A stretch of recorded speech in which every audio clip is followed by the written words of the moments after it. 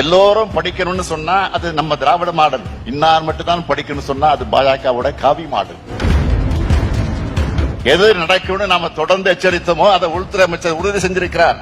हम किसी भी भाषा का विरोध नहीं करते हैं. सारी भाषाओं की मां संस्कृत. தேசிய கல்விக் கொள்கையை ஏத்துக்க மாட்டோம்னு திட்டவட்டமா சொல்றோம். எல்லோரும் படிக்கணும்னு சொன்னா அது நம்ம திராவிட மாடல், இன்னார் மட்டும் தான் படிக்கணும்னு சொன்னா அது பாஜகவோட காவி மாடல். எல்லாருக்கும் எல்லாம்னு சொன்னா அது நம்ம திராவிட மாடல் கருத்தியல். எல்லாம் ஒருவருக்கேன்னு சொன்னா அது ஆரிய கருத்தியல். இதுதான் 2000 ஆண்டுகளா இந்த சமூகத்துல நடந்துகிட்டு இருக்கக்கூடிய போர். இன்னைக்கு நம்மோட உயர்வுக்கும் மேன்மைக்கு அடித்தளமா இருக்கிறதே கல்விதான்.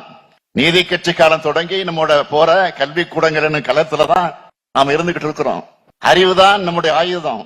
இன்னைக்கு கல்வி தடைபோடும் ஒன்றிய கல்விக் கொள்கைக்கு எதிராக நம்ம திராவிட மாடல் அரசு போர்வாலை சுழற்றிட்டு இருக்கு. இந்த போர் ஏன் முக்கியமானது என்றால், தேசிய கல்விக் கொள்கை இடஒதுக்கீட்டை சிதைச்சிடும். இடஒதுக்கீடு இருக்கிற வரைக்கும் தான் ஒடுக்கப்பட்ட பிற்படுத்தப்பட்ட மக்களுக்கு உயர்கல்வி கிடைக்கும்.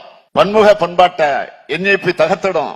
75 ஆண்டு காலமாக கட்டமைக்கப்பட்ட ஒருமைப்பாட்டை சிதைச்சு சமஸ்கிருத பண்பாடு கொண்ட ஒற்றை தேசியத்தை கடமையாக்குறது தான் அவங்களோட ஒரே நோக்கம்.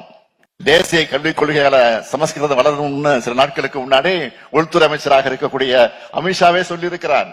எது நடக்கும்னு நாம தொடர்ந்து எச்சரித்தோமோ அதை உள்துறை அமைச்சர் உறுதி செஞ்சிருக்கிறார். தமிழ் உள்ளிட்ட மாநில மொழிகள் அனைத்தையும் அழிக்கக்கூடிய முயற்சி இது. இதை தடுக்க ஒரே வழி கல்வியை மீண்டும் மாநில பட்டியலுக்கு கொண்டு வருவதுதான். அதுக்கான போராட்டத்தை நாம தீவிரப்படுத்தணும்.